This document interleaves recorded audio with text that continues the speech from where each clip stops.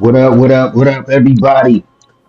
Welcome to another edition of the Opps SportsCast in the building, April 8th, 2026. We're up to episode 60 now, fellas. Yes, sir. We're Rocking and just rolling. cranking. And so we got a packed episode for you today because, of course, me and the fellas, we love talking all things MLB. So we'll be talking about the latest happenings as the season gets underway, including rookie sensation Connor Griffin of the Pittsburgh Pirates, everything that happened with March Madness and basketball, NBA MVP talk, even a little bit of WNBA post or off season talk as well. We will be getting into NFL football as well. Controversy outside of the NFL with Puka Nakua, controversy with Andrew Luck, name appearing on a podcast with crazy talk saying that he was pressured to retire from the NFL. So me and the fellows will be discussing that also. And of course, much more. Make sure if you're joining us for the first time that you like and subscribe. Helps us with the algorithm, absolutely. And we always appreciate you chiming in on the live broadcast. And even afterwards, if you're catching this on the replay, make sure you give us a little bit of love in the chat. But first things first, let me introduce the starting lineup today. Immediately to the side of me, we have, Josh from East Side. and immediately below Zeke will be here in a little bit. He's just running behind as he tends to responsibilities of being a father, as he's spending some time with his son in I guess he's doing some kind of play or Play whatnot. rehearsal, yeah, for school. That's right. That's right. And so, certainly, last but not least, we got. Welcome, everybody. It's Dave in the cut. Dave. Yes, sir. Yes, sir. Rocking that New York attire as I am as well. Of course, we represent. We got Josh representing Philly. Of course, that's how we roll. That's how we roll, fellas. Yeah. Yeah. All right. Let's get the first. Let's get the first topic up on the screen, and we'll start chopping it up, fellas. Let's chop it up. Yes, sir.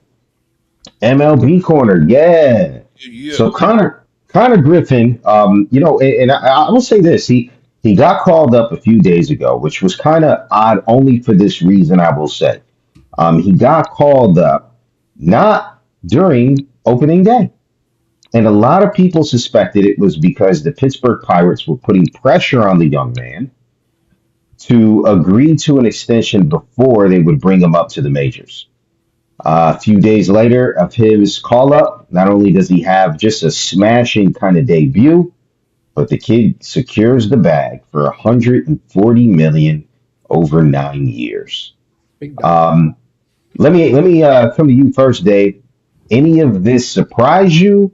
Any of this kind of suspicious activity, or this is how small markets have to operate going forward? So first, I want to say congratulations to Connor Griffin, man. It was the hype was so real, man. Like I was hanging on the. I think the start time was like a 4:10 start time on Friday, I believe, and I couldn't wait for the game to come on, man, so I could see this kid play. He was the homestand, you know what I'm saying, and everybody was hyped for his first hit. He battled in his first hit. They kept throwing him sliders, man, and he was battling at the plate, man, and taking some good cuts, and he finally got a slider that got left hanging up over the plate, and he took it out for a double and got his first hit, which was a double and an RBI. What's really cool about the Connor Griffin story to me is that this kid's 19 years old, and when Trout came up, I really was so focused on my Yankees, I didn't really pay attention to Trout, man. So I missed out on the whole Trout hype train when Trout finally got to called up and whatnot, and he was doing this thing. I get to I get to do this over again with Connor Griffin, man, and I'm excited to see him play. I'm happy for the kid. His wife made us when they put the mic in his wife's face. Believe it or not, he's married. His kid's 19. He's married. She said that she cannot wait to see how God shines through Connor. with him being called up, which I found to be amazing. So I'm rooting for the kid, man. I'm happy for him. Probably not gonna be able to pick up any of his cards because all of his stuff is gonna be hot. But I'll probably try to pick something up, something light, just so I can have it. To get to your question, PZ, I just wanted to get that out of the way because I wanted that to be on record, man. Pittsburgh may be a small market team, but they're getting a lot of money from the pot with the revenue sharing. So I don't feel sorry for them at all. They have money to spend. I think what played out was having him on the. I think it had to do something with having him on the 40-man roster at the beginning of the season. I don't know if it was a control thing, whether that prevented them from sending him up or down so many times by having him on the starting day roster. I firmly believe that had something to do with it. I don't think it was the pressure to sign a long term deal. The deal, if you really look at it, it's a nice deal for a kid his age, especially in today's time. It's a 15 million AAV, so it's not really a high risk contract for them. It's $15 million. I don't at this point. I don't want to say that Pittsburgh was doing anything shady because I really just don't think that. I just don't. I don't think they have the smarts. I don't think the front office has the smarts to be that shady. You know what I'm saying? I just really don't. I think they just take money and sit on it, and the fans are sick of it. And now they know that they have some good talent in their system right now, and they need to make some moves before they completely lose their fans. So that's where I'm at with that. Gotcha.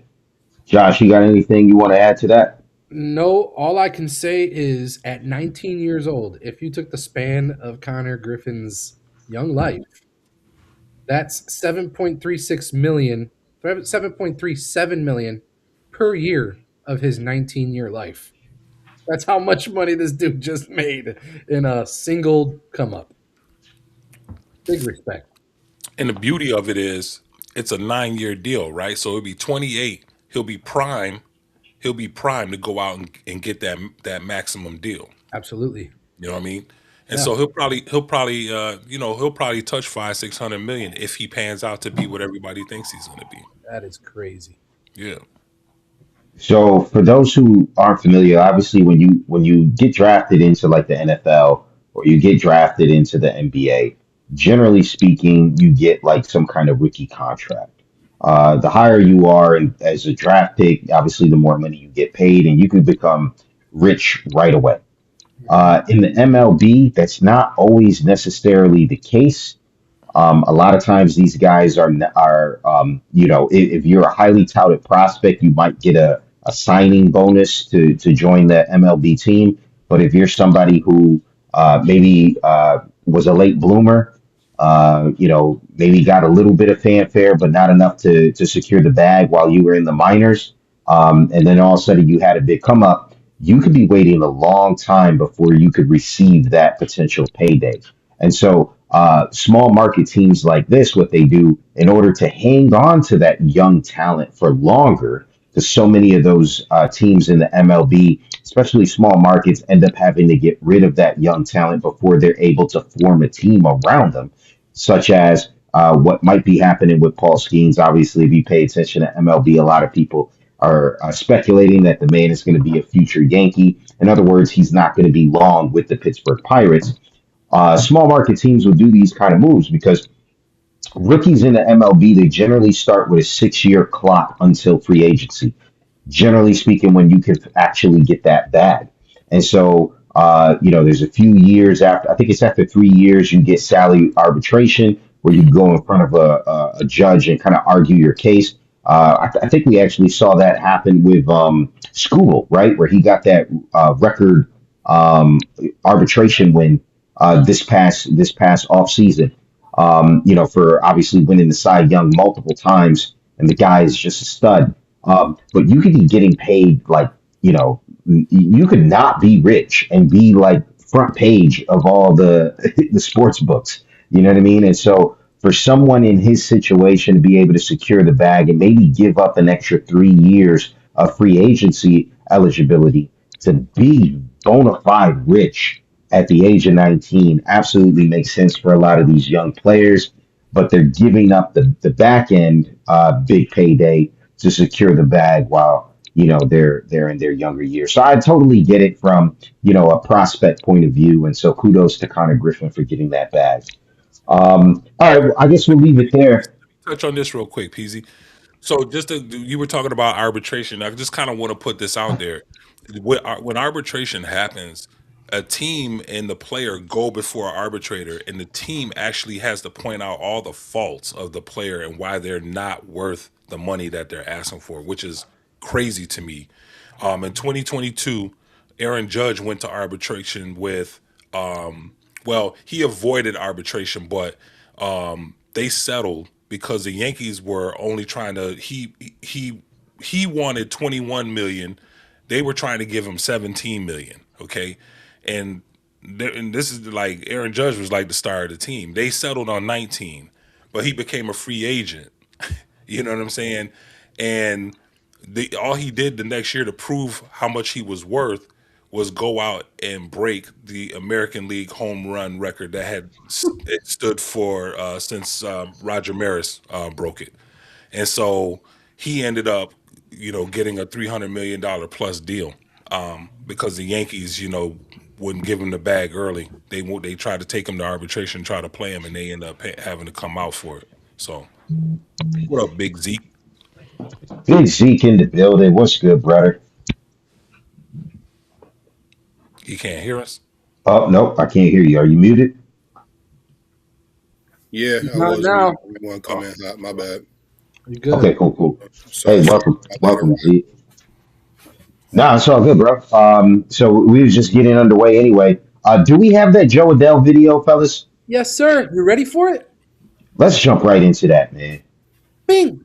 Unsightly numbers So, to in start case the you year. missed No this, balls some of in the one most strike. incredible And footage in the the ground out to MLB right for happened. Raleigh. We're going to be A down throwing it low up on ball your over the screen fence. now.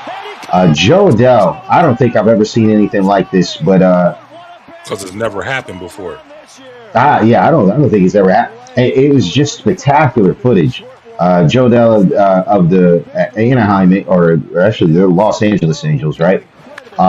Three home run robberies, three home run robberies in the same game, bro. If you're on the other team, you got to be telling that guy, "We're going to meet you outside." I mean, he robbed three home runs, and in spectacular fashion. This is the second And one right here. pay Yeah. attention to the scoreboard. This was a 1-0 game, and he's making these plays to preserve the lead for his team. I mean, That's crazy. This one right here is this one is nasty. ridiculous. Now, people were actually saying that because the ball went over the wall and he went with it, that should still be a home run. Nah, To man. them, I say be quiet. Ball to glove. Thank you. Say that again, Josh. I didn't hear you. Ball to glove. That's it, man. His momentum took him over. I don't care if he caught that in West Anaheim. Facts, man. Yeah, Yeah, that was a spectacular display of defense. yeah. The funniest one to me was the Josh Naylor one because the man like crushed the ball and he starts pimping down the first baseline like, "Yeah, I just did that." No, you didn't. Caught. Did Rob. nothing. I'm glad to see Joe Adele getting the shine that he's getting. He's one of those guys that he was a top prospect for a while for the Angels, and he didn't bloom as quickly as people wanted him to. But last year he had a breakout year at the plate, and we see what he's doing this year in the field. So I'm hoping he can have some sustained success in the league because he's one of those dudes that was supposed to be like one of the next wave. So in baseball, we see some people bloom later than others. I just hope he has the career that he was expecting to have. So Joe Dell robs those three home runs against the Mariners, and I mean, I don't know if we want to get into this or not, but what do you guys think of the early returns from Cal Raleigh a year after hitting as many home runs as he did to absolutely just so far this season looking terrible? I think a few of you on this podcast owe me an apology. Oh, because I said last year that this was going to happen. I said this was going to happen. Oh, this dude's spectacular. He's throwing the ball back to the pitcher more times than Aaron Judge could possibly dream of. He's has to take longer flights. That's why he's the MVP. I said that Cal Raleigh was not going to have another season like this. It was a flash in the pan season for him. I think the guy's a great athlete. The dude has all last year they were waxing poetic about, oh, he hasn't had any pass balls. He's had four of them already this year. Okay, it's a wrap on him, man. And not for nothing, if Joe Adell doesn't catch that home run, his home run total today would be doubled because he only has one so far this season. Now, And he's batting under the so-called Mendoza line at a 143 average. The guy has been absolutely basura to start the season. Cal Raleigh got his team. What I think the record I was just looking at it was 4-9. Very very poor start for the Seattle Mariners. now let me back up. Let me take that cynic hat off and let me be a real baseball fan here for a second, okay? Bro, we're like 8, 9 games into the season. Give Cal Raleigh, please give the guy a break, man. Cal Raleigh is gonna be just fine. Okay. He we forget too that he may be out of rhythm a little bit with his teammates too, because he was playing in the WBC, right?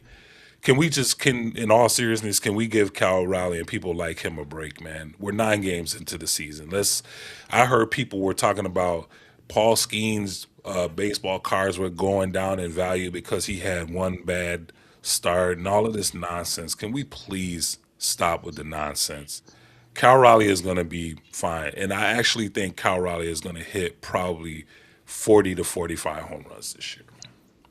I was just going to ask you that, Dave. I'm glad that you volunteered that because before Cal Riley's 60 home run season, his previous high in his career was 34.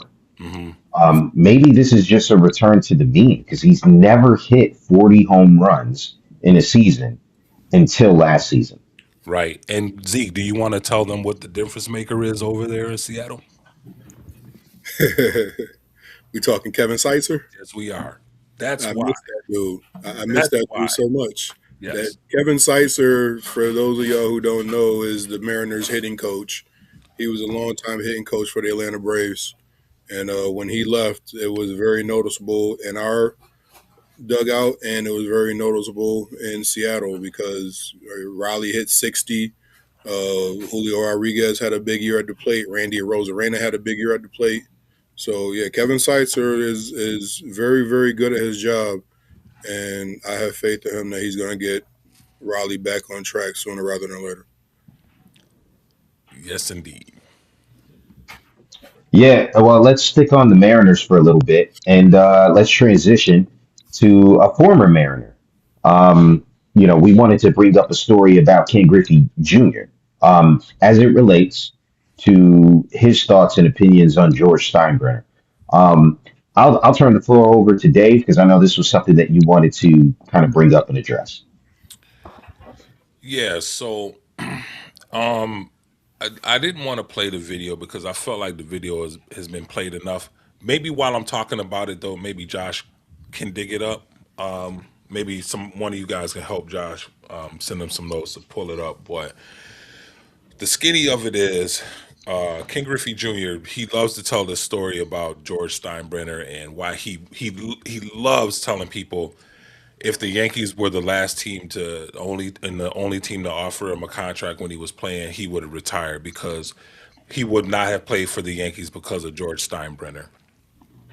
And he goes on to tell this story about and hopefully Josh you can find it. I'm gonna paraphrase it. His dad was playing in New York. He was playing in New York against the Yankees, and Ken Griffey Jr. came to town to see his dad.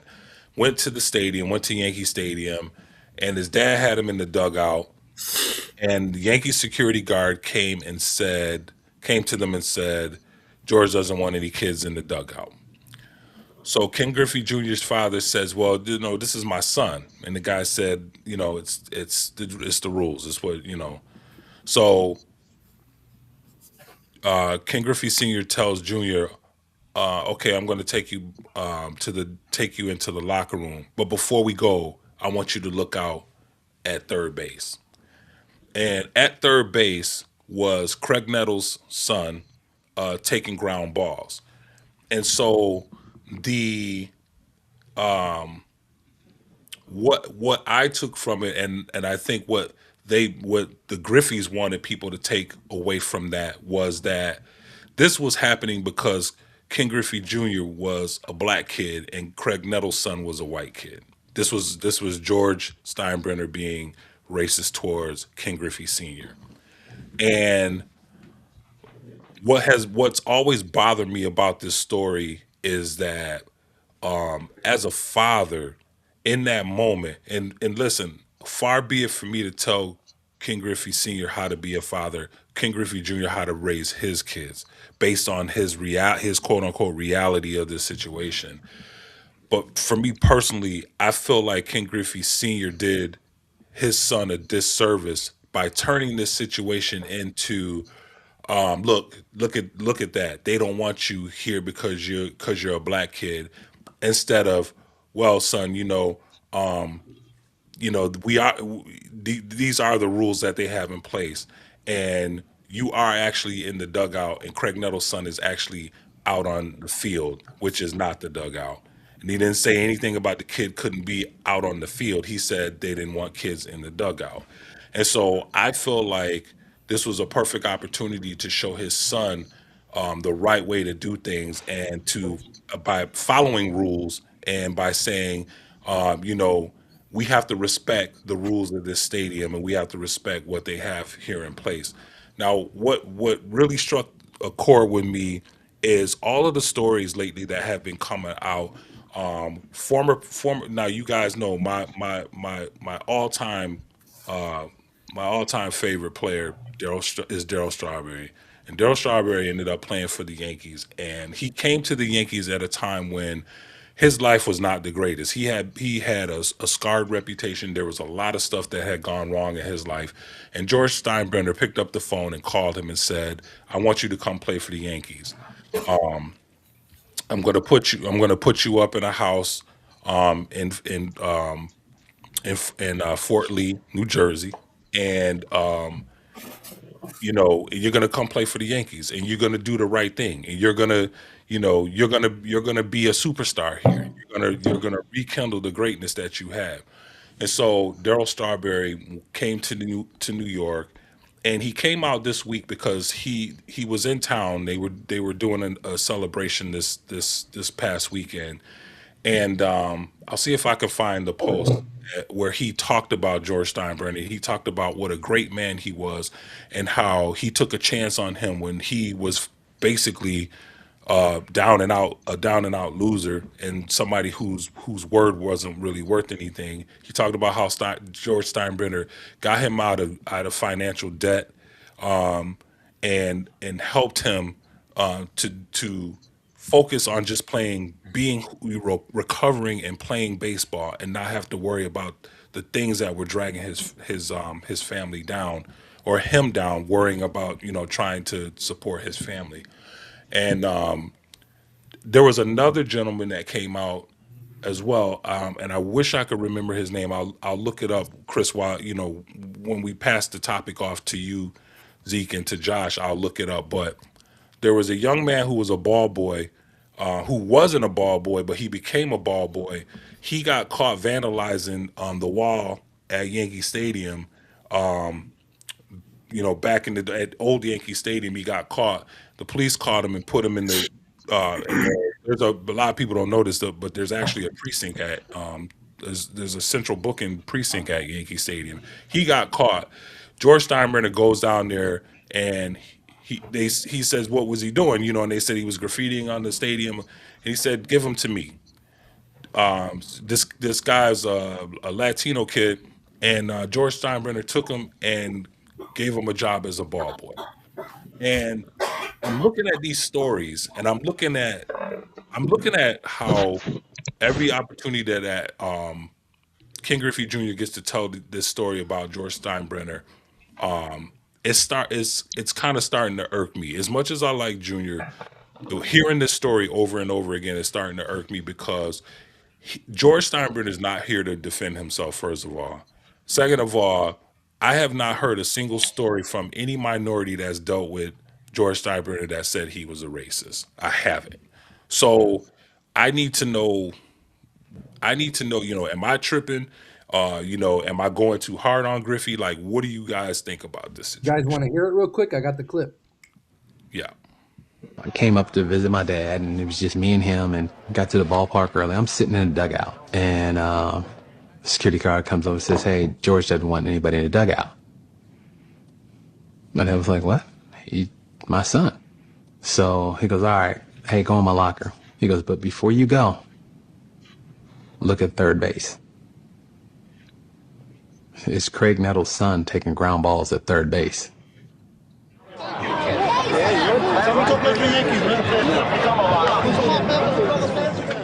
And at that time, my dad was, 38 years old. He like, "I ain't fighting this no more. I got somebody a little younger and a little bit better."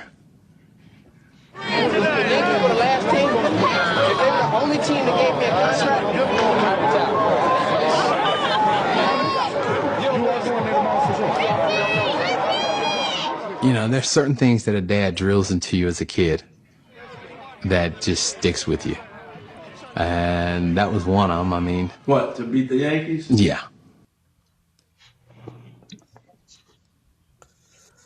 Bang. Anybody? It's tough because we said this on a past podcast that one of my favorite players of all time, Ken Griffey Jr. Growing up, that was my guy. To be fair, I also had a poster of Darryl Strawberry on my wall when I was growing up. Him, Doc Gooden, Keith Hernandez. Yeah. And so that's I ride with Strawberry as well. But yeah. It's hard to say from his point of view. Like if he took it that way, he took it that way. But I mean, I guess the overall body of evidence would suggest otherwise. Mm-hmm. Zeke, you want to jump in here on this one, or should we keep it moving? Um,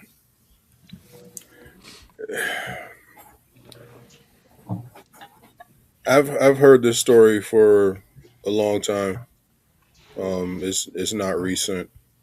Um, I've never heard an explanation from George Steinbrenner or the family as to why it went down the way it did. I know Dave said he's not here to defend himself, but this isn't a new story. And Steinbrenner died in 2010, and this story's been circulating for a while. To my knowledge, he never addressed it. I would like to know if that was the rule, like nobody in the dugout, or if it was just that particular time. I mean, we all know about the Yankees rule about facial hair, which was, in my opinion, dumb. But that was a well-known rule for the Yankees. Um, Nobody in the dugout probably wouldn't be well known to everybody, but I'd like to know if that was their long-standing rule or if it was just he looked down, saw the Griffies in the dugout, and say, "Hey, get them out of there." I don't know. I have a lot that I want to say, but for the sake of time, I'm gonna keep it short and sweet and say if that's Junior's opinion, then that's his opinion. I mean, I think he went on to have a pretty good career without the Yankees, so I don't think he has any regrets for saying that, and I'm not gonna hold it against him. That's how he felt. That's how he felt. Yeah, he had a phenomenal career. He did. And the only thing that he missed out on was 4 championships. I mean, the rings. I knew you were going to say that. That's the I knew reality. you were going to say That, that. But I that's mean, the reality. if that was that important to him, I think he's all right. But I don't think he wakes up regret saying, "Dang, maybe I should have went with the Yankees to go get a ring." Yeah. I think he'd rather stay winless than to win a ring with the Yankees because I mean that's the man standing on business. He's standing on his conviction, so I can't fault him for that. And I mean, if he felt like he would have been betraying something deep inside him to sign with the Yankees, I applaud him for that. If you can live with not having a ring and watching them win and be like, well, that's good for them, but wouldn't be me. I mean, he's still I made would the Hall of also, Fame. He's still regarded as one of the best players ever. He doesn't need the pinstripes, so he's good. yeah, I would add this is that baseball is different from basketball and from football. There's only so much a single player can do, and we could see that with. I mean, you were just talking about Mike Trout earlier. A lot of people would have said he was the greatest of his generation for that moment in time. And the man's never even like stepped into the postseason. And does that maybe tarnish him a little bit? Maybe a little bit, just because he didn't make it to the postseason. But would it have tarnished him like that if like because he didn't get a chip? I don't think so. I mean, there's only so much that one player can do. This is not like basketball where the best player can dominate the ball the time the possession, and if he's really the best, he should win. Same thing like quarterback in the NFL. You really the best quarterback, bro, lead your team to glory. Baseball's not like that. You could definitely be the best, and you could be on the other end of circumstances. So, Yeah, my um, The my man that a lot response of was people simply consider the greatest because of all time, Barry Bonds, doesn't have a ring. nah, That he doesn't doesn't. hurt his But what legacy. my response was Zeke said he didn't miss out on anything, and I highly disagree with that. He missed out on 4 rings. That's a lot, and And regardless of whether he if wanted them or not, he to missed him out. signing with the Yankees would have been like selling his soul. Yeah, I And see if you. he didn't I want to see do you. that, then good for him. Just for a ring, nah, he good. Like I said, he's Yeah, still Ken Griffey Jr. He's still the swing man. He's still considered one of the best of all time. He's straight. He's good. I promise you, he's all right. He's down in Augusta taking pictures at the Masters as we speak. He's all right. yeah, yeah. yeah. No, no, I don't think I don't think this stains Griffey's legacy at all. But we keep moving. What's the next topic? Looks like let's jump over to NBA. Yeah, all right. NBA, or are we going to start with college? Let's start with college. Yeah. Um, Basically, last week we had the conclusion to the NCAA season, and they crowned two champions. They crowned the Michigan Wolverines on the men's side of the bracket, and they also crowned the UCLA Bruins on the women's side of the bracket.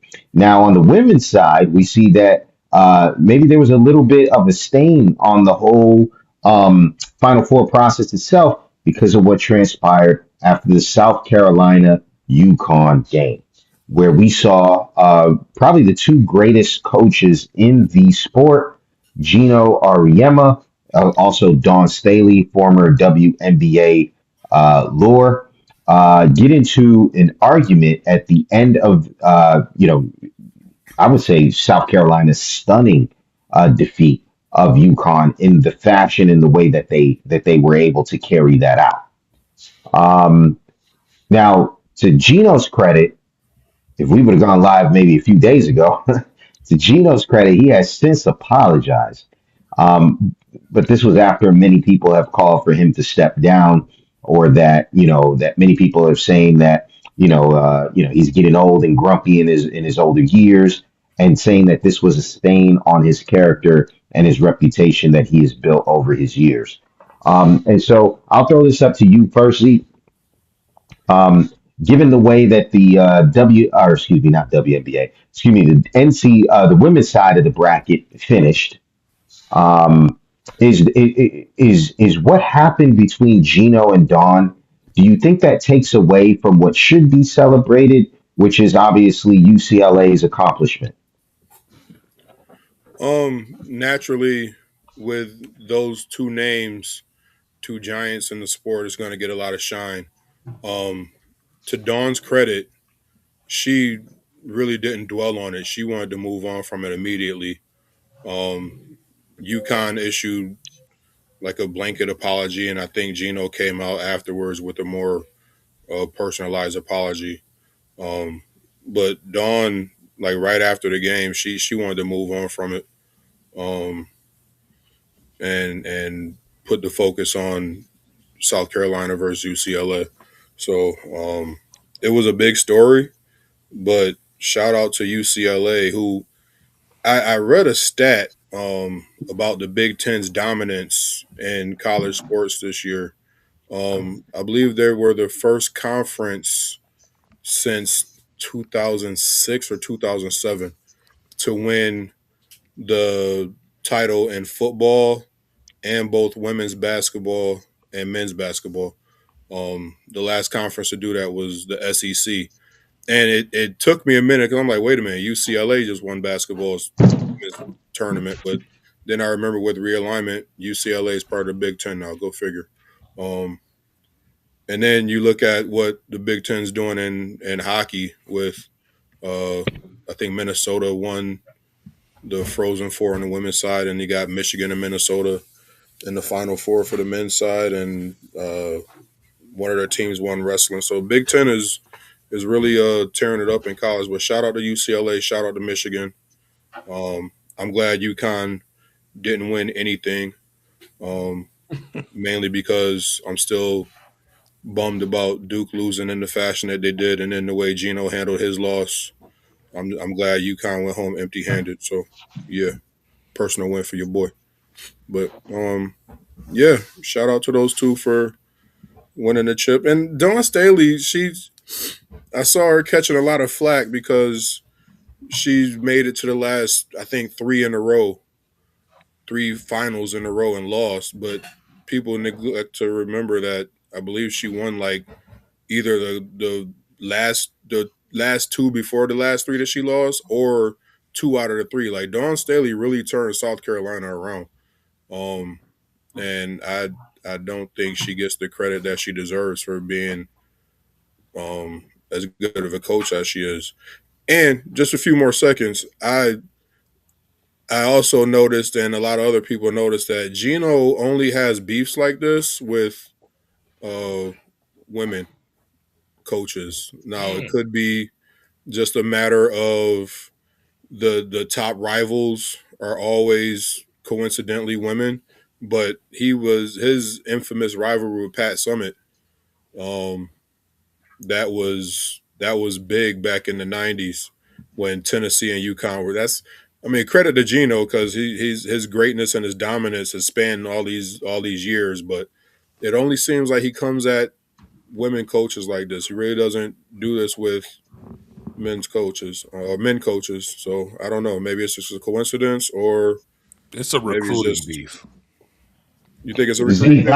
I just want to make sure, like, you're not implying that Gino Auriemma is sexist. I I'm not gonna necessarily say he's sexist, but I would like to see.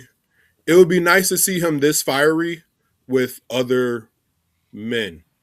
Like I don't know if it's the embarrassment of losing when he does. I mean, last year when UConn beat South Carolina, it was all hugs and hand pounds and oh, you're great, you're awesome, I love you. And this year he's mad because of a perceived slight from the beginning of the game. Before the game started, he claimed that Dawn didn't shake his hand when there is Not video and true. photographic evidence to the contrary. Yeah. So I mean, it's not a good look that every time he has this major beef where it tends to be more personal than just about basketball, it's always with another woman.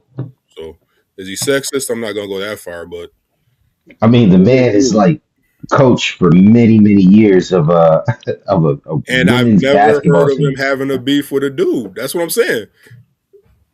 I've never heard of him having a beef with a dude. Out of curiosity, how many other like top programs have a male coach? Because I'll be honest with you, the only one I That's could think why I of said it could be just a coincidence. It could be just a coincidence. Is either Pat is Summitt or there Haley, I guess. is there another like major program? I can't even think of one major program on the women's side that is a male coach that maybe some of people Yeah, out there have heard of. I don't follow women's college basketball like that to know all the coaches. So the coaches that I do know are the ones who are always in the headlines. And for the past few years, it's been what's her name, Kim Mulkey down at LSU. and you got Gino at UConn and Pat Summit, rest in peace, when she was at Tennessee, and now Right, Dawn right. Staley at South Carolina. So I don't know. Gotcha. There's All a right. few actually. Big programs. Shout them out, Josh. So I mean, do you consider it Big 12 or are you talking Big East? I don't know. Just name the school and the coach. All right, BYU Cougars, Kevin Young, Butler Bulldogs, Ronald Norrid. Not for women, man. Yeah, those aren't big programs on the women's side. What, Those are what I like to call Title IX programs. So They like got a men's team, so they like got to have a women's USC. team. So if you look at Maybe like he just don't have the opportunities. Zeke. Maybe that's it, man. Maybe But that's I don't know. huh. I was hey, let's throw that comment back up on the screen. Let's I think he made a fantastic point. And then we'll shift over to the men's side of the bracket, and I'll come to you, Dave.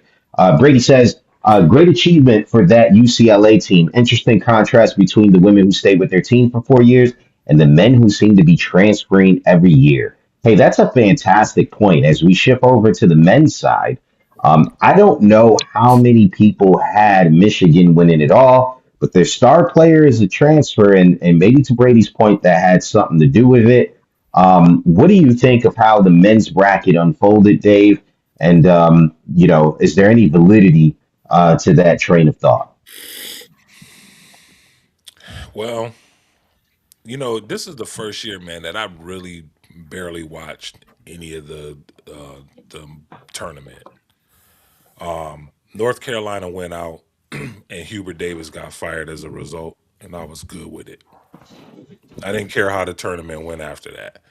I will say this: I was. This is gonna sound absolutely psychotic, but hear me out. I was absolutely joyous when Duke lost. I know You said that last week. You didn't have to repeat that. Zeke, hold on a second. Let me just show you how I want to show you how maniacal your boy is. I did two brackets and I picked Duke to win it all on both of my brackets. Hmm. Oops. I was happy that they were out of it. How sick in the head do you have to be to sit down and fill out all of those teams and then be happy when the team that you picked actually lost? I just had, I told you guys my disdain for Duke is because of Dickie V, and I absolutely love Dickie V. All right, but as far as as far as how the tournament played out, I really thought that Hurley was going to take UConn to victory. I really didn't. I did not see Michigan coming out. I did not know Michigan was as strong as they are. And I know that didn't didn't UConn poach one of the top players from Michigan? I thought they took one of the top players from Michigan after. So I was just about to talk about that when you were done. Terrace Reed Jr., the star big man for UConn. His last 4 years of basketball, he spent 2 years at Michigan and 2 years at UConn. Okay, UConn and Michigan have won three of the last four championships, and he hasn't won any of them because he transferred 2 years ago. So UConn went back to back while he was at Michigan. He left Michigan, went to UConn, and then neither team won last year, and Michigan beat UConn this year. So my man been on the outside looking in for the last 4 years, man, but both of his teams have won rings. So it's kind of crazy. that's bananas, man. So, so Chris, can you repose the second part of that question for me? Like, because tournament wise, I wasn't expecting the Michigan to pull it out. The Final Four was just very weird in its own right. But what was the second leg of that question? No, I was just playing off of what Brady said in the comments that the contrast between players staying for 4 years and what we're having now on the men's side in multiple sports, by the way, is you got like kind of these snipers. We saw it in the college football where a guy wants to stay until his like fifth, sixth year. I mean, these these players, they're jumping from program to program, and nothing is more prevalent than what we saw, on the men's side of the bracket. Yeah, I think the women are being. I mean, point in case, what Zeke just said it. I think the women are they're being rewarded more for fulfilling their commitment to their teams. You know what I'm saying? It's like if it's not on the collegiate level with a championship, it's at least at the next level when they go to the WNBA. You know what I'm saying? So, you gotta sing the praises of the female players in college basketball because you don't see them jumping around as much as the men do. And You really, not just not jumping around, like you don't see a whole lot of one and done with the women either. nah, you They're don't. there 2, 3, 4 years, and they build that camaraderie and that chemistry. Yeah, So yeah, it's. I mean, Paige Becker's. I know she got hurt, but if Paige was playing for Dan Hurley, she wouldn't have been there her fourth season to get hurt. She would yeah. have been gone after year number one. So yeah, You know, Camilla Cardosa is somebody that I ask. Sorry about that, Josh. I make my point brief, but Camilla Cardosa is somebody that I applaud her lead because she was at Syracuse. You know what I'm saying? And she was, and Syracuse is, the orange man. Like we root for the orange, because they local. You know what I'm saying? Like I do. I don't know about Zeke. I know you can't stand local teams, but that's okay. damn that's But her leaving and to greener pastures, I applaud that because it set, it was a move she had to make. She became a star after she did that. So it's hard to hate on that. She wasn't, from what I saw, she wasn't really, her role at Syracuse really wasn't going to be like take her to the elite status that that she went to when she transferred. So that's one player that I feel like, really really benefited from doing that. Well, let's stay on the women's side and shift to the pro side. Angel Reese got traded, fellas, from Chicago all the way to Atlanta. Um, Hotlanta. you Hotlanta. Zeke, I'll come to you on this, brother. What do you think of the trade? Do you think this is good for the league? Good for her personally? Do you think she thrives there? So I am very interested in the outcome of this trade. One, because um, I am an Angel Reese fan. I want to see her do well. Um, she made some comments that a lot of people deemed controversial last season when she said that Chicago needed to get some better players on the roster. Um, a lot of people didn't think that it was her place to say that, but if you look at that roster, her being the star player on the roster, I don't have a problem with her putting pressure on the front office to say, "Hey, this ain't gonna work as constructed." Now, um, I find it kind of funny that they end up moving her, but she's going to a team that was very much improved last year. I think Atlanta made the playoffs last year. They're in the middle of a resurgence. So it would be nice to see what she can do down there in this new role.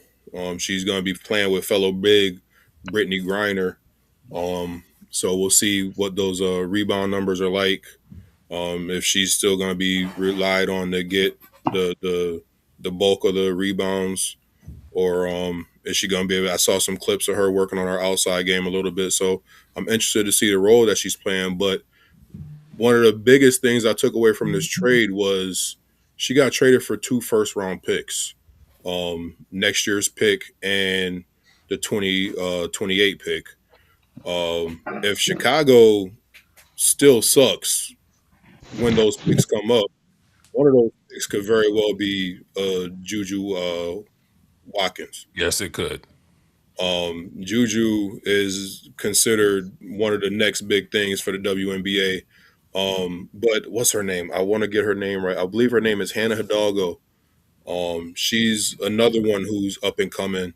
in the college ranks. So they could turn Angel Reese into um, two very decent prospects, or they can package those two and kind of guarantee that they get one of the top picks in either one of these drafts that has Juju in it, or whoever else emerges as a top prospect. So it'd be interesting to see how Chicago fares from this. Dave mentioned Camila Cardoso earlier. She was in Chicago with Angel Reese, and um, I liked watching those two play together, especially after the rivalry that they had in college. Um, to see them come together as teammates in the pros and kind of do their thing. It didn't pan out in wins because, I mean, Angel wasn't lying when she said the roster was basura. They really didn't have a whole lot going on in Chicago, which is a kind of a common theme with professional basketball teams in Chicago. But yeah, I'm hoping that she turns this around and continues to make the improvements that she's, because all eyes are going to be on her now. She says she wanted to be on a better team. I'm thinking she was hoping it was in Chicago, but they shipped her out. Now she's down in the ATL. It's her time to put up or shut up. I really hope she thrives and continues to become a very good player for the WNBA. Awesome. All right. Well, let's stick with Chicago. And Zeke, actually, let's stick with you on this subject as well. The other pro team in Chicago on the basketball side, the Chicago Bulls, they're going to have to get a new GM because they let go of their current GM. Any chance that has anything to do, Zeke, with what we talked about on the last podcast? Um, did Jaden Ivey play a role in that at all? It might have been part of it. I don't think it was only because of Jaden Ivey, but these dudes device. I'm not even gonna attempt to pronounce his name because uh, I can't. I'm just gonna call him AK. Arturos Carnesovas. Yeah, good job, Josh. That guy. Yeah, that guy. They have made some questionable moves over the years, and none more questionable than this year when they're like, well, I know we'll probably make the playoffs, but it'll be as a play-in team, and that's not good enough. So we're just gonna get rid of everybody on our roster. Like I looked up one day and I just kept getting notification after notification that the good players on the Bulls roster were getting traded away. And I'm just looking at my phone like, what the heck are we doing? And I can imagine like Josh Giddey, who he was the star. He was a star of the team, but you still had a Nikola Vukovic, you still had a Kobe White, you still had a Ayo DeSumo. They just got rid of everybody. Like every time I saw a trade, I'm like, I know that dude. I like watching him. Why is he gone? I know him. I like watching him. Why is he gone? I tried to watch a Bulls game the other day, and I'm like, who are these dudes? It was bad. Like it was just terrible. So yeah, those dudes had to go. I'm glad they made the move. Now, one thing that's kind of bothering me is the owner, Reinsdorf. I can't remember his first name. I know it's not Jerry, but I think it's his son. He came out and said the next GM has to be on board with having Billy Donovan as a coach. Um, I don't know if I like that. I mean, Billy Donovan, yeah, he's a Hall of Fame coach, but it ain't for what he did with the Bulls. Um, he had a storied career at Florida. He made a little bit of noise at OKC, but I mean, I don't know why a GM has to be okay with having him as the coach. I think if you're going to bring a new GM in, let him reshape the management team as he sees fit. Give him the reins to do what he has to do. But we'll see how it plays out, man. I don't know. I'll let you know next year when the Bulls are fighting for their lives again to make the playoffs. I don't know. Is that a number 12 spot, number 11th? Yeah, Yeah, man, I feel for you because that's the Bulls are having the kind of offseason that I felt like the Mets had, where they just started letting go of everybody. And I still don't understand why everybody was so excited about the team they assembled. I hope I'm wrong. I'd love to be wrong, and the Mets end up being good, but I wasn't as excited as the rest of the world seemed to be about their new additions. But hopefully, you'll get some good news regarding your Bulls. Let's transition off of NBA, right? And let's jump into the world of football here. Okay, what's been happening out in the space a little bit is they had a podcast. I'm not even sure whose podcast it is. I know it was a podcast between former Colts tight end Eric Ebron, and it was a podcast between former Colts linebacker Shaq Leonard. Uh, I don't know. He still goes by Shaq Leonard, right? Or was it Darius Leonard? I can't Mm, remember which one he goes by, but I think he goes by Shaq Leonard. Zach Leonard. Um, and so basically on that podcast, we don't have the video clip for you because it had a lot of foul language in it. And so I'll just have to summarize it. But basically what happened in that podcast was Eric Ebron seemed to suggest that the reason that Andrew Luck retired when he did was because he retired so abruptly. And as a Colts fan, I remember it just being a shock. I felt like we had a pretty good squad, and then all of a sudden, boom, I'm done. He's just done with the NFL. He walked away, never to return again. You almost felt like someone would talk him back, and like maybe he'd take a year to heal, and he'll get the itch to play. My man was done, like done. Started losing weight, unrecognizable done. And now reports are coming out that perhaps it was because new Colts GM at the time, Chris Ballard, gave him an ultimatum despite his growing injuries due to the Colts' terrible offensive line back then to play or to get off the team. Now, since then, Andrew Luck has come out and disputed those claims made by tight end Eric Ebron. But we have at least one on the podcast here that does not believe the words coming out of his mouth. And so I'm going to go ahead and toss it to Dave here and to let him kind of give you his side or his understanding or take on this whole drama playing out before our eyes. Dave. Yeah, yeah. So we talked about this before. Matter of fact, this topic became one of our few clips that we have on our Instagram page because I went on a tirade in this rant and I was talking about how Andrew Luck took the bag and how we're still paying this fool and blah blah blah. We're in fact not still paying Andrew Luck. We haven't been paying Andrew Luck for quite a significant amount of time. But let me. This is how I think it went down.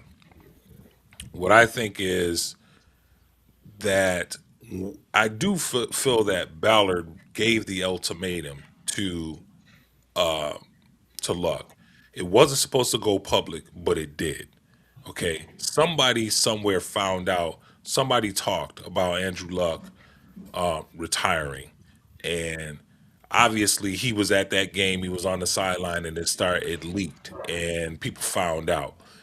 I absolutely do believe that Chris Ballard went to him and said, "Listen, you need to tell us what's going on because I'm the new sheriff in town, and I need to decide, am I going to build around you or what? You need to make a decision." And I think that not having a relationship with Luck and not knowing who he was from an integrity standpoint, Ballard was just kind of flexing and establishing his authority with him. And so the ultimatum, I absolutely 100% believe that that ultimatum happened. And what I don't understand is Andrew Luck coming out and saying that, you know, he wasn't. It didn't go down the way that Ebron said that it went down. I think that Andrew Luck is resigned to saying very little because he was forced to sign an agreement saying that he was not going to say anything because he left with the bag.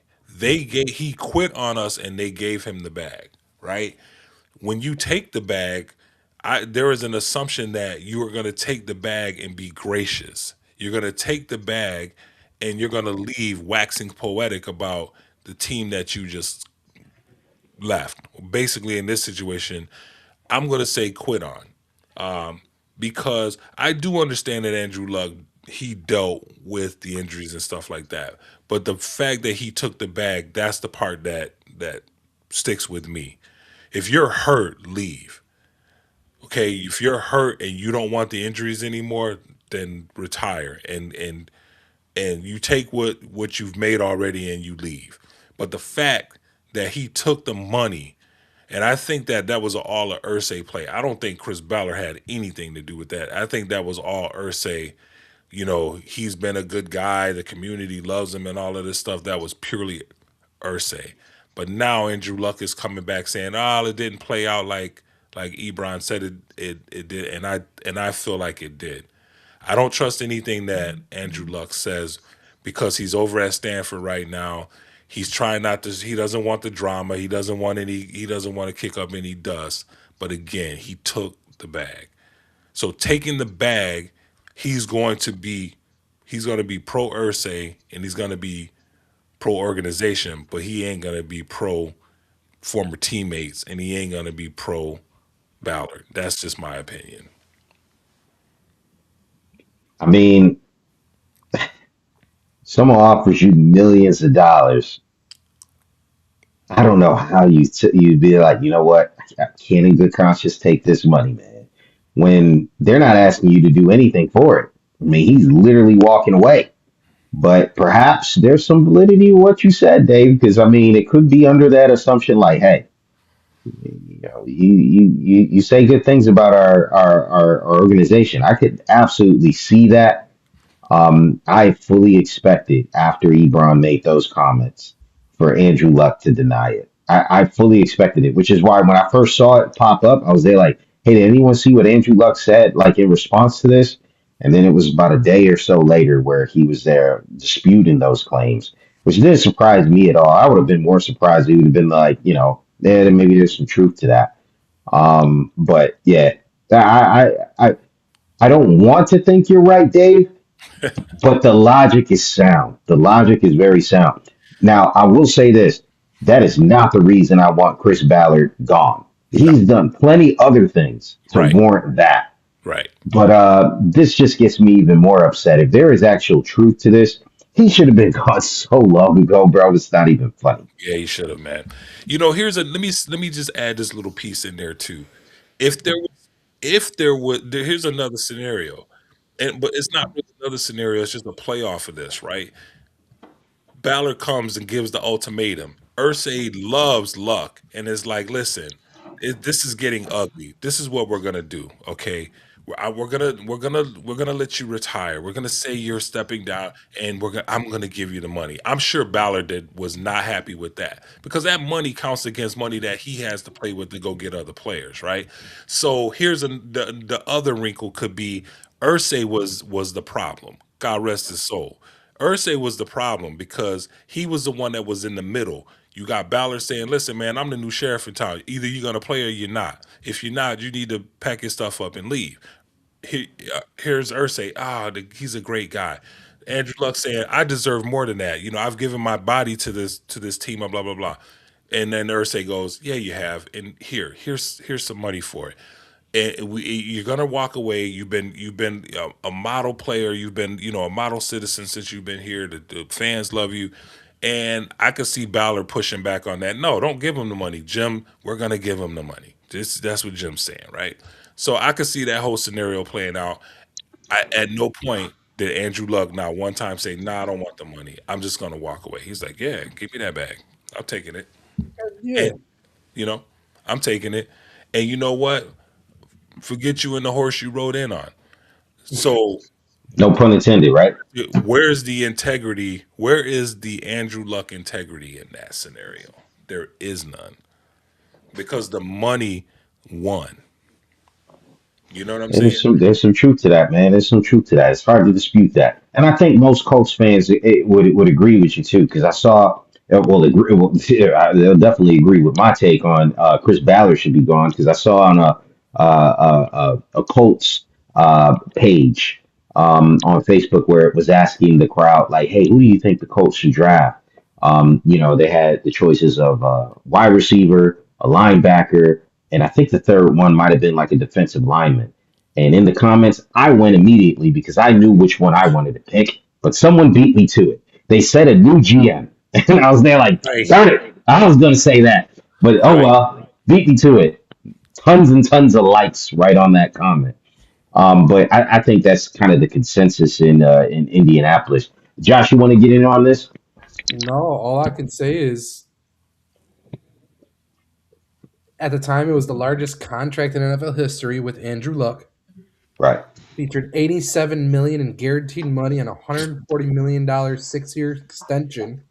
When he that was in June of 2016, and when he retired in 2019, it left $64 million on the table.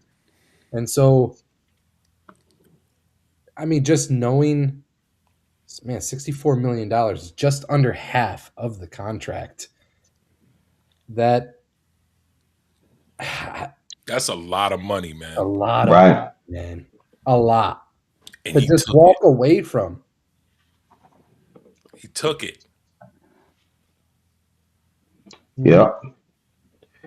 Okay. You know, Well, here's the thing. Let me say this, Chris. The higher the dollar amount is, it makes the situation worse, bro. It does. You know what I'm saying? It's like it makes it worse that he took it.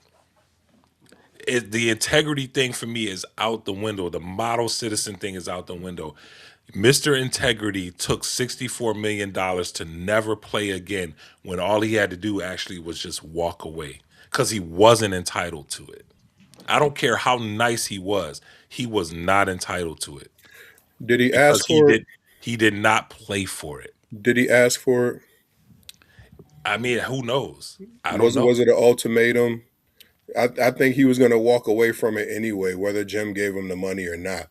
Yeah, He was going to walk away anyway. So if Jim says, "Hey, by the way, take the rest of your contract," okay. yeah.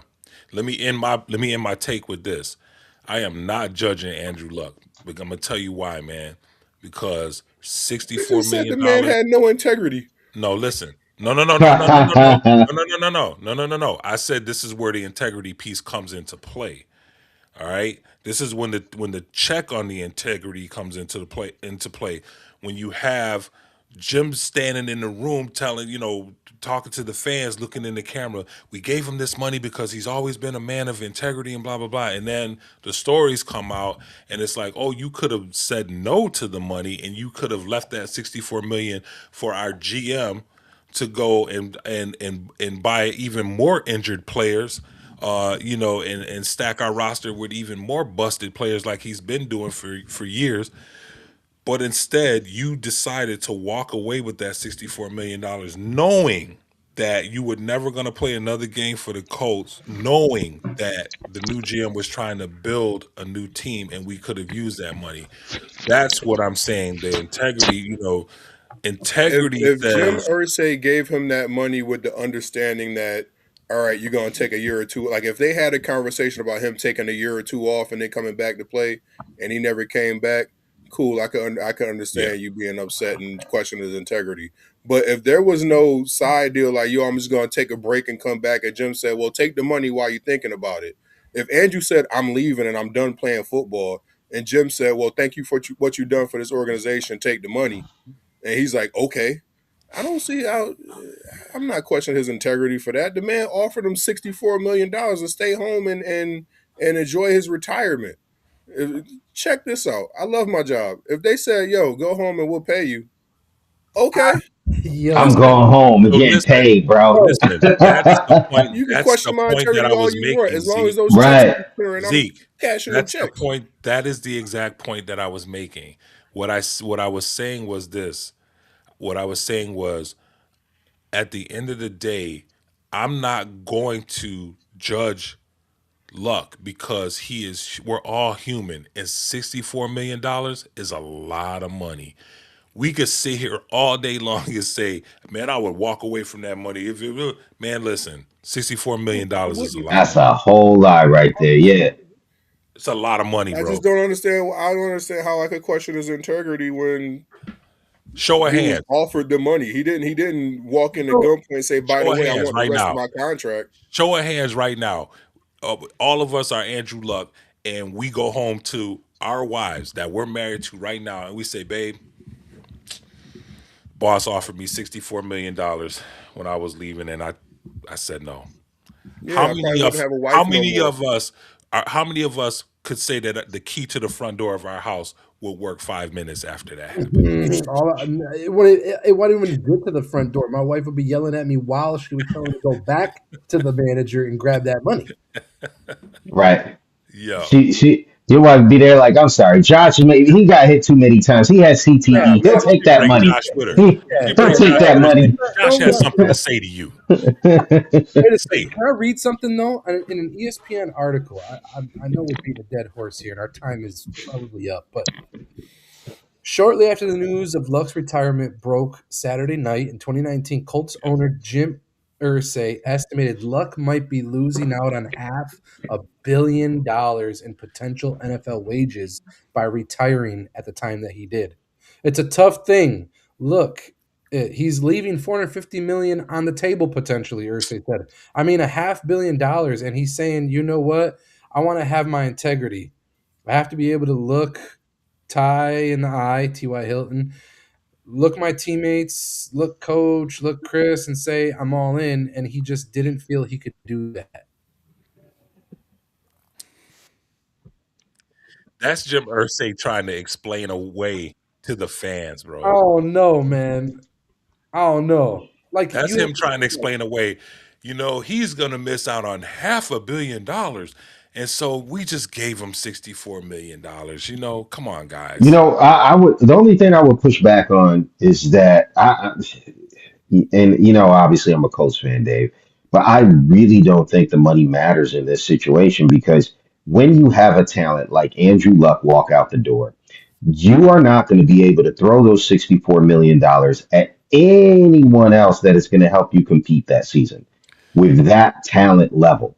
Because there is not another quarterback that is going to get you that is just sitting out there waiting for someone to shove $64 million in their face. There's not another quarterback out there. They're all locked up with their team. And so there was nothing else that we could have done. In that situation other than what we did, which was, lose and lose a lot. I mean, we would have just lost with a lot of money, cheaper tickets for the fans to get into the stadium, maybe, but it would have still been a lot of losing, whether we had that money to give out or not. yeah. And you're living in the shadows of having one of the greatest quarterbacks of all time in Peyton Manning, and come Yeah, state. the Colts fans were blessed.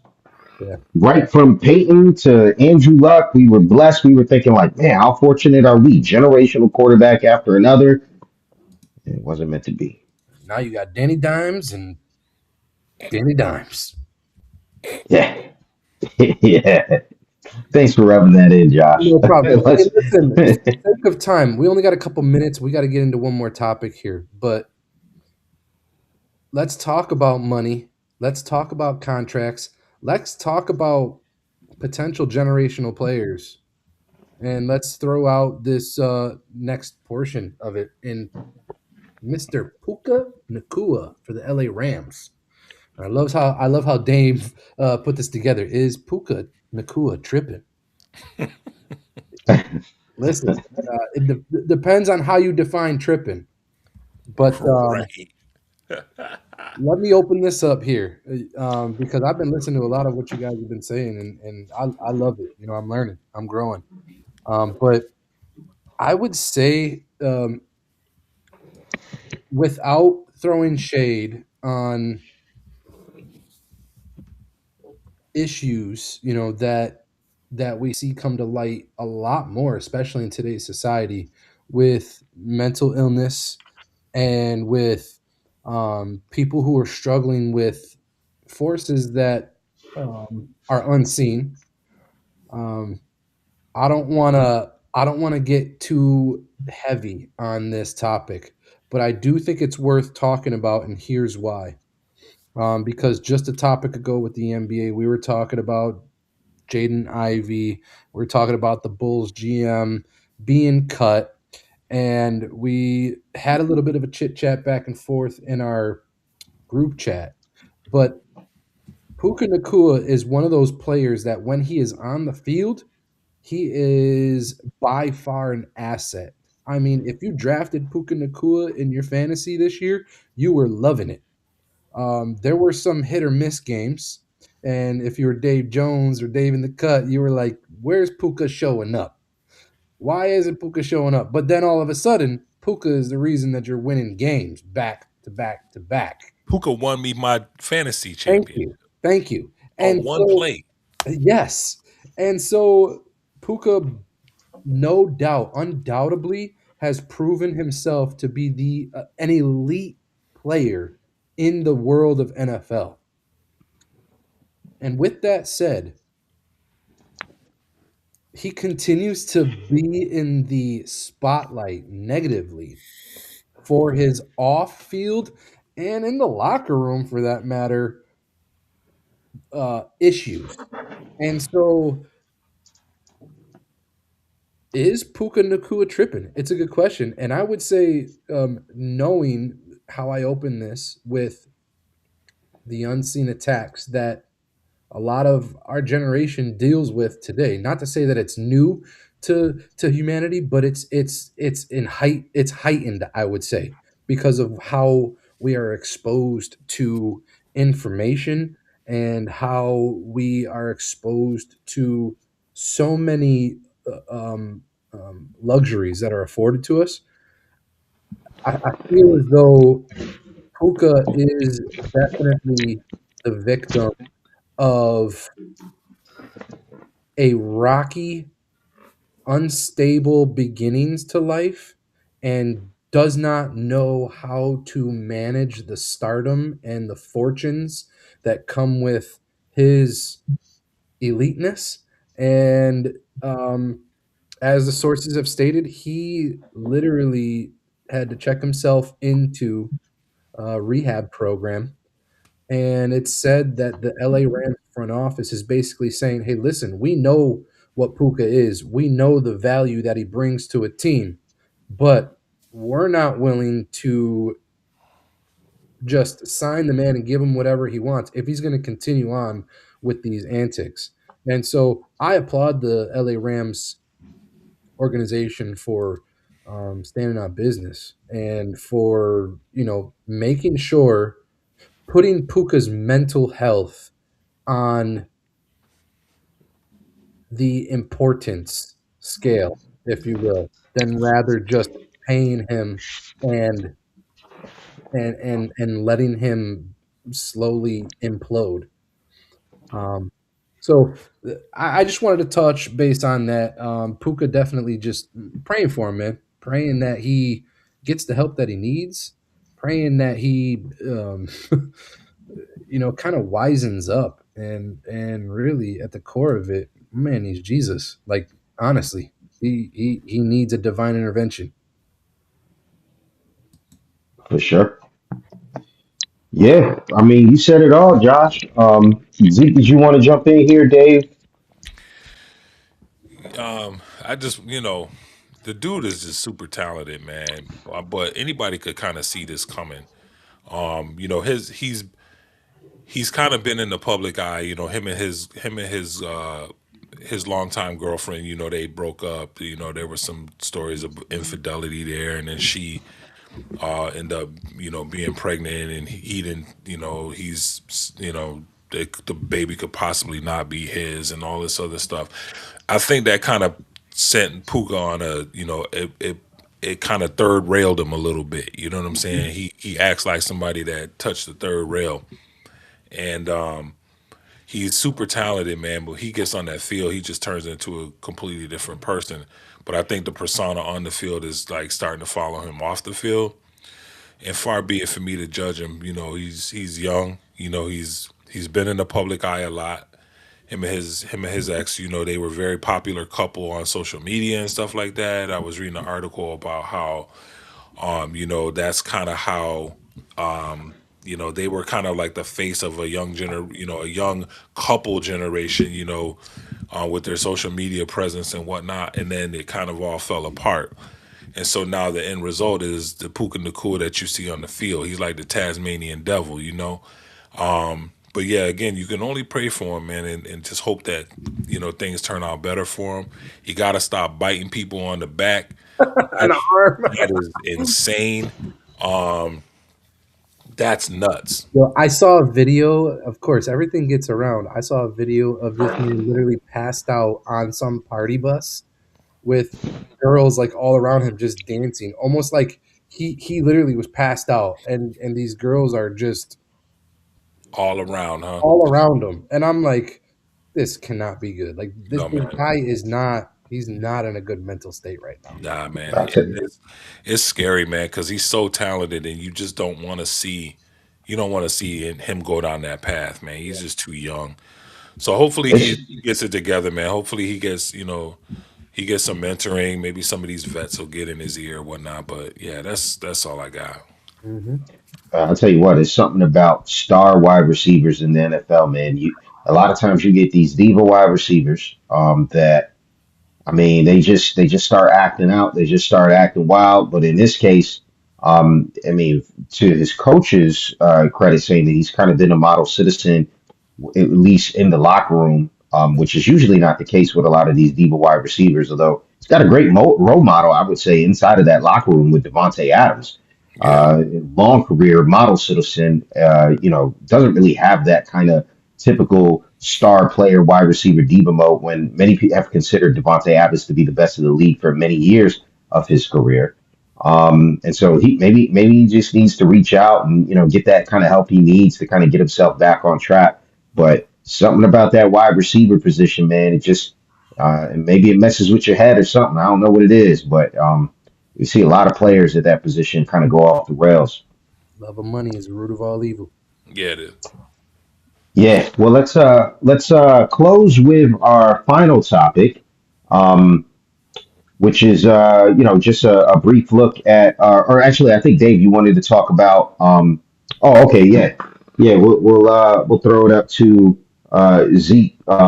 Oh shoot, If Zeke. you, if you, My bad. oh, okay, Zeke, if you wanted to talk about the unofficial beginning of spring here, and then we'll close with Dave talking about the Sabres. Yeah, man, it's a tradition unlike any other. The Yes. Masters Week, the best in the world descend upon Augusta, Georgia, to take on uh, that famed storied golf course. Today they had the annual par 3 contest. A lot of eyes going to be on Scotty Scheffler, who is arguably, when he's on top of his game, the best in the world. He's had a rough start to the season, but It's at the I ticker right mean, now. yeah, I mean, we've seen the best just show up to Augusta and flip a switch. So you got eyes on Scotty, you got eyes on Rory, John Rahm, Bryson DeChambeau, a couple names that are on the Live Tour still. So you don't really hear from them too much unless you're like deep in the woods trying to find live golf tournaments on TV. But yeah, I'm interested to see how this week goes. Glaring absence, obviously, Tiger and everything that he's been dealing with. I see he's in the news again. I guess they're going to be issuing a subpoena for his prescription drug records. So Yeah. I don't know, man. Eldrick might be in more trouble than we think this time around. But yeah, the spotlight is on Augusta. I'm looking forward to a good tournament and looking forward to talking about the results next week on next week's show. Awesome, Dave. Tell us about the Sabres, bro. Yeah, man. Let's wrap it up real quick. So the Buffalo Sabres are officially in the playoffs. All right, it's a beautiful thing. And how did they get there? Because my Rangers beat the Detroit Red Wings last Saturday. But anyway, it's just I don't want to make it sound like the Rangers or the reason why. The Sabres had a record 14 season playoff drought. Man, it was from I think the last time they were in the playoffs was 2010 season. So, but they were able to clinch when they did because the Rangers did beat the Red Wings. But if anybody could believe this or not, man, they were in last place in the East as of December, Wow. and they went on a 35-9-4 run. They also fired their GM and brought in a new GM, and then things just turned around, man. It's been amazing. So not only had this year did they kill the drought, but they had probably the most fight riddled game that I've ever seen in my life. Over 100, I think they said over 125 penalty minutes handed out in that game. And still have that game on DVR. That was an amazing game. I'm not even a Sabres fan. Shout out to my boy Chris at work, who is the biggest Sabres fan I know. And yeah, man, let's it's Buffalo team. I know Zeke, but let's show a little love.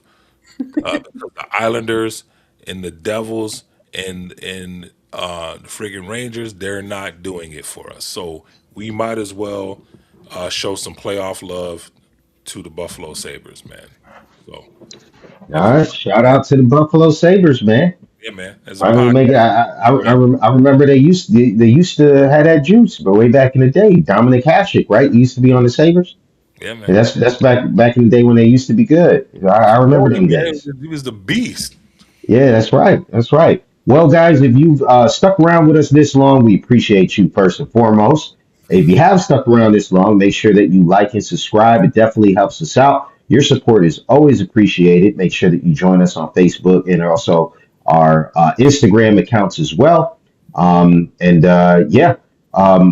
keep bringing the content. Thank you for being with us all 60 episodes. We have officially made it longer than some Netflix shows. Yeah. Yeah. And so, the fellas and I will be back for you with some more sports content next week. And hey, we appreciate you guys. Deuces. Peace. Later.